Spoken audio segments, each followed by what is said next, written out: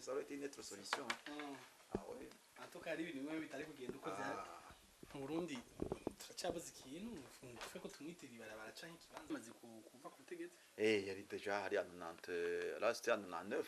Ouais.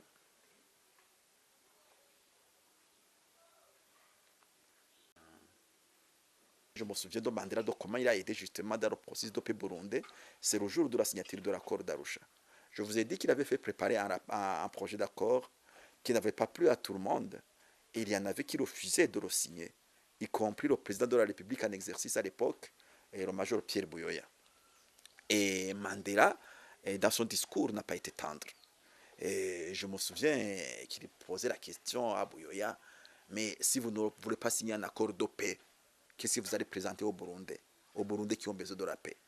Et enfin, je me souviens quand il s'agissait de mettre en place, ou plutôt de faire le choix de comment sera organisée la transition, et une délégation du Frodebo, une très forte délégation, pratiquement des grands leaders du Frodebo étaient allés le voir. Et quand Mandela lui a posé la question, qui devait déjà la transition, ils ont dit, nous avons dit, puisque j'étais dedans, nous avons dit c'est le Frodebo parce qu'il a gagné les élections.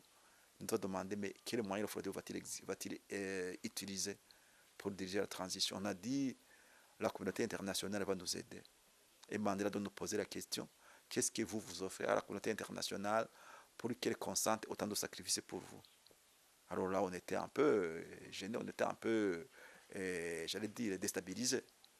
Et c'est plus tard que Mandela donc a proposé qu'il y ait une transition. Ben, vous voyez, aujourd'hui, on dit qu'on est en train d'enseigner au Burundi le patriotisme.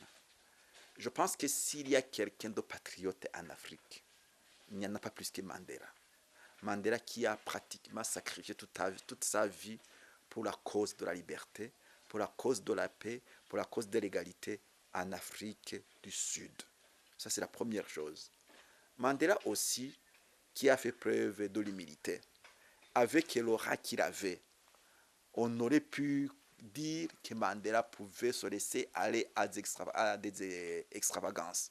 Mais personne ne vous dira que Mandela était extravagant.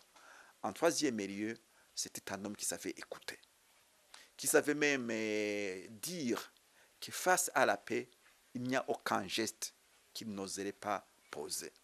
Et je me souviens dans ce livre où il écrit qu'il était même prêt à aller s'agenouiller devant le roi du KwaZulu-Natal pour lui demander la paix. Et je crois qu'il l'a fait. Bon, je dirais aussi que Mandela était une personne qui respectait le bien commun, qui respectait le bien public. C'était quelqu'un qui n'utilisait pas les positions qu'il occupait dans l'État pour s'enrichir.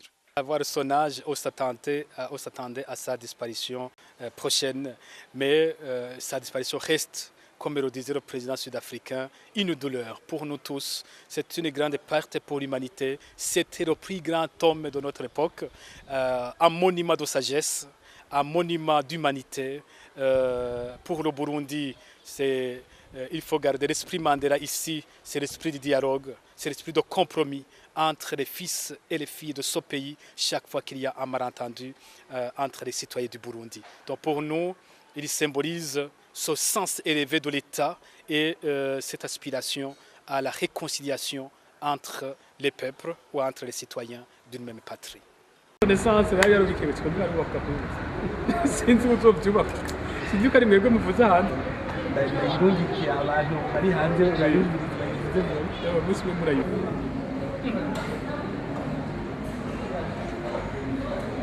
Hari manga tubishimira bakaca basita aussi ibintu byakozwe na